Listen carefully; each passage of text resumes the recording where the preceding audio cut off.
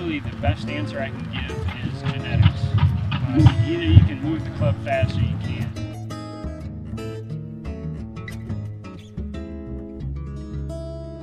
As far as fitness stuff, I make sure I'm flexible. And I know it's a difficult thing, but make sure you stay flexible, the shoulders, the arms, and that really helps a lot.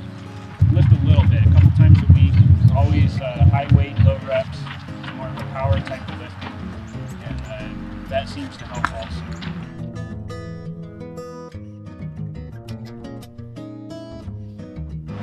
The most important thing is always hit the ball as solid as possible. So your balance and your tempo is really actually pretty important, even though you're trying to swing pretty hard.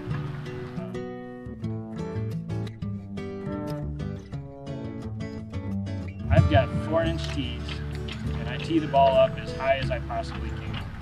And the reason being is, if you're coming to the ball and you're coming down to the ball will come out spinning.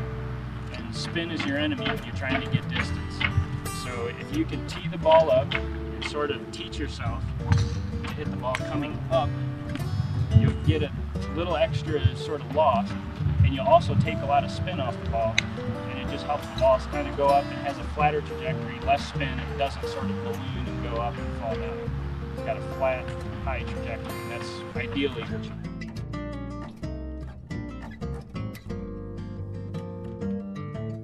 As far as equipment-wise, most of the long drivers hit lower lofted clubs. I'm a high ball hitter, so I try to get the lowest lofts I can. I usually hit between 4 and 4.5 degrees.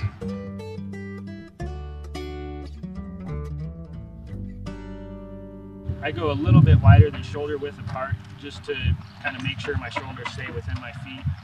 But when you're really trying to wind up and crack one, you need that extra stability. Because, you know, if you're right here, it's really easy to get off balance. And so that's definitely a good point.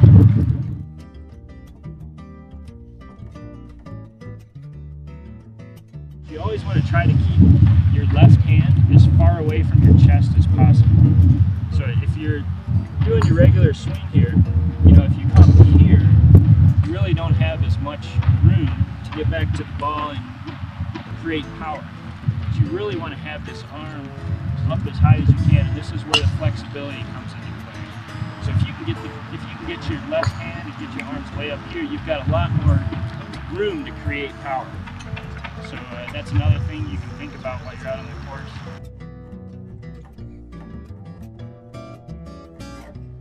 When I get up to the top, think about taking the handle of your club right to the ball. You know, you don't want to wrap it around like this and get long.